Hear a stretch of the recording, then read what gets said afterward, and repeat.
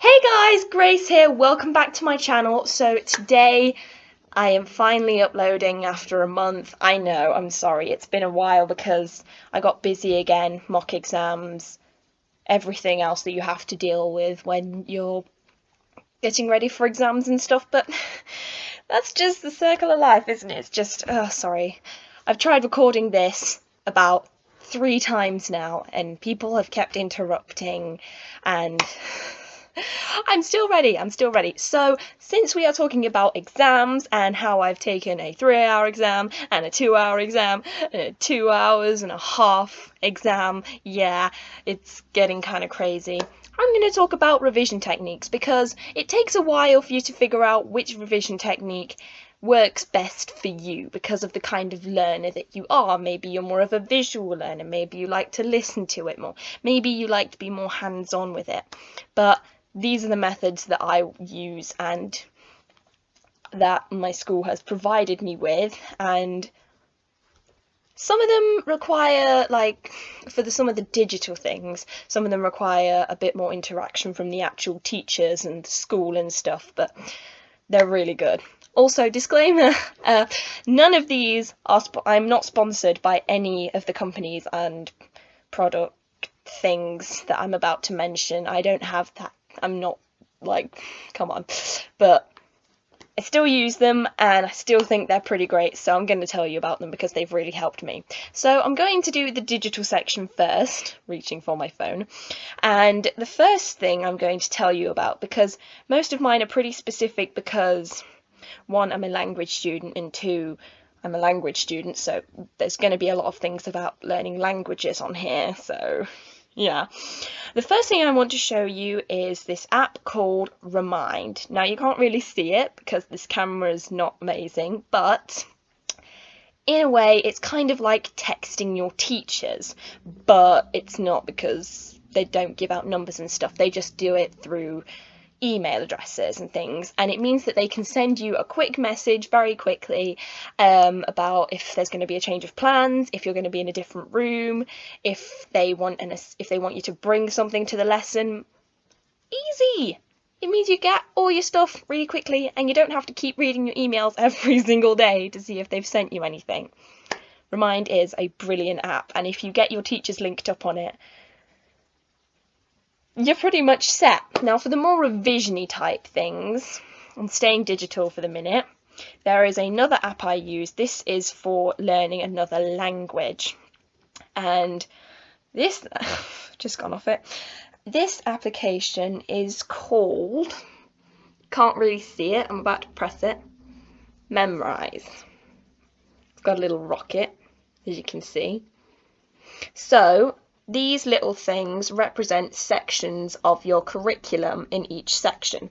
Now, because I'm on AQA French A level, it gives you all the little topics you need to know for that subject. And you have different options when you're doing it. So there is the learn new words, where it will give you new words. You can make memes about them. They call them memes, where you can put little things to remind you what that word means or what it's connected to, because sometimes French words sound like English words, but it doesn't just apply to French. It's like Spanish, German, Italian, I can't think of any others for some reason, but the ones that they teach in schools and things, they can help you learn them in the right curriculums and areas and stuff, which is really cool. And you can have it on your phone, you can have it on a computer, and it gives you date, like if you have it on your phone, it will remind you to have a go on it every single day so that you can level up and things, and you can get higher points. And if you have like the pay kind of version, you can get extra features for monies, but I broke, so I ain't gonna do that. So another one I can recommend, I don't know if it does all textbooks, but it gives me textbooks online, which is a lifesaver because textbooks often cost an arm, sorry, something fell off the edge, an arm or a leg or more. And sometimes schools will not be happy to provide them because they're like, because sometimes departments can be underfunded. We do have like the solid copies of the books and the online ones, so if we can do things online because it's a certain type of textbook. But there is an app called Caboodle. There's a website. I will put all of these links in the description, by the way, so you can find all of these stuff. And it's called Caboodle, and you can get textbooks on it, and it gives you like opening pages and things. In the case of my case, where I'm taking AQA French A-level, stupid, and then it gives you the first module and the second module, and the format of those books is when there's a listening, it lets you like do the listenings and the activities in the books and things. It's really good. I've never used any other textbooks on it, but I think you can get other ones if you look for them and the right things, but it means you don't have to have a solid copy that they order and wastes ink and money and time. And you can access it like anywhere. So now I'm going to get to some things that I've used a couple of times, and something that's new to me that's just been introduced by my English language teacher. And I'm sure you can, like, I looked and you can get other subjects on there. Not the ones that I study, unfortunately. You can't get drama and things on it, but the first thing I'm going to recommend, which is different to the thing I was just talking about, is Quizlet. You probably know what it is, and it has like flashcards and things for different subjects and stuff. I've found it useful in the past. It's good for if you've got to learn quotes for something, or you need to know specific, I know you said specific, but specific bits of information, especially for like science and things like that. And also there's the Bite Size app. That's pretty good. That has like the flashcard format. That's pretty cool. BBC Bite Size, if you've never used it before, what are you doing with your life? It's a lifesaver for some situations, especially when you have to learn about a certain topic very, very quickly. And finally, this one's very new to me. It's I wouldn't call it an application because I only ever go on it on my laptop, but it's called Seneca, as in like Seneca from the Hunger Games, Seneca, sorry. But that's the only way I remembered what it was, because I was like, what's that thing called again that was really useful? But it formats, so at the minute I'm using it for my English language, and it helps you with remembering things from your module that you were probably taught about a year ago or something, if you're in your second year. And it has this way of keeping your memories in different locations. I don't know exactly how it quite works yet, but when you do certain tasks, it will show you the things, ask you to answer questions and things, and if you complete it, it will give you a memory and you can store it in a location somewhere in the world. So for some reason, one of them is stored in the London Eye, or the Isle of Skye, or Abu Dhabi. It's crazy, but it's pretty cool at the same time. Ask your teachers about it and see if they can find it, because it's really good if you want to revise something and you don't want to have to get loads of papers out and you want to just use your laptop, or if you forget your revision things. Now we come to more solid physical stuff. The first thing I am always going to recommend, flashcards. Always get flashcards. I did have like loose ones for a bit, but I just found that I kept losing them. So if you get these ones on a ring, I got this one from Wilco, Wilkinson, Wilco, same thing. It's 76 sheets, and I'm just gonna, it's got a nice little elastic so they don't all fall about. And if you look, you can write all your notes super easy. There's, I think there's 4 different colours. So there's, for this one, there's pink sheets. So there's some French stuff there. There's some English language stuff there.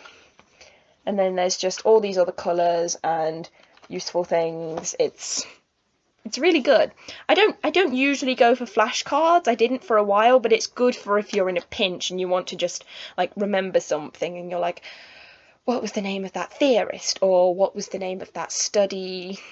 I'm mostly talking about English language here, but these things are pretty good, especially if you can get them on a ring, because you won't lose them as easily.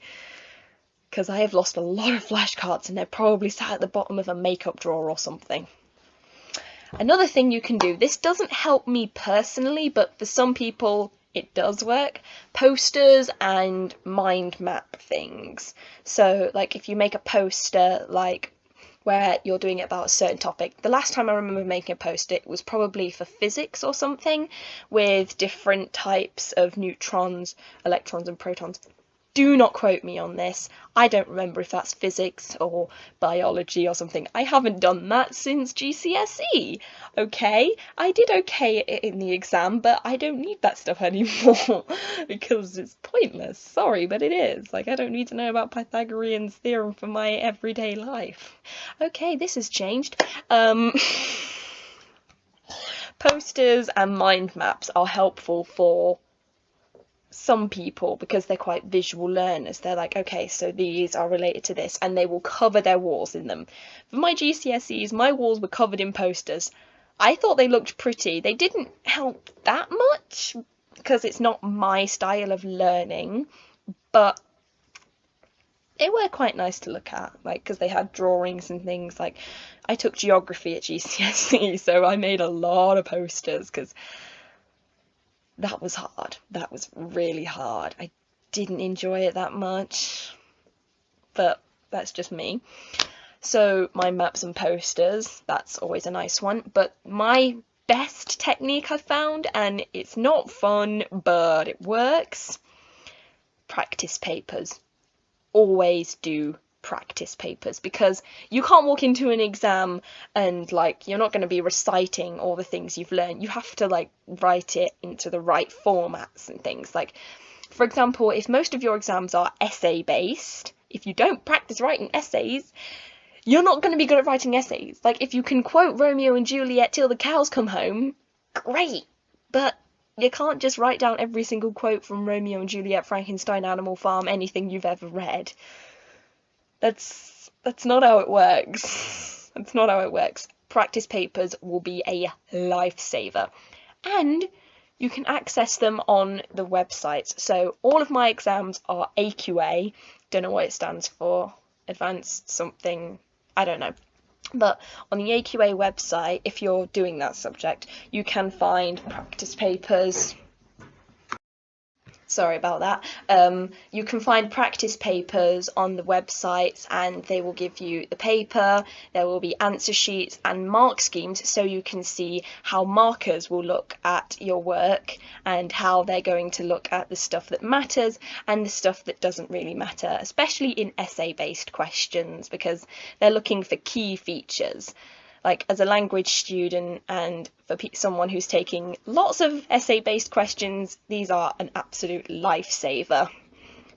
So that's pretty much all I wanted to talk about today. If you want to use any of these techniques, I will leave links below to the digital ones I was talking about, and I'll try and find the websites for things like AQA, OCR and Edexcel and those kinds of things that do exams. Thank you very much for watching. Don't forget to like and subscribe for more content like this, and comment below if you have any really good techniques for revising that you would love to recommend to some of my viewers. Thanks again. Bye!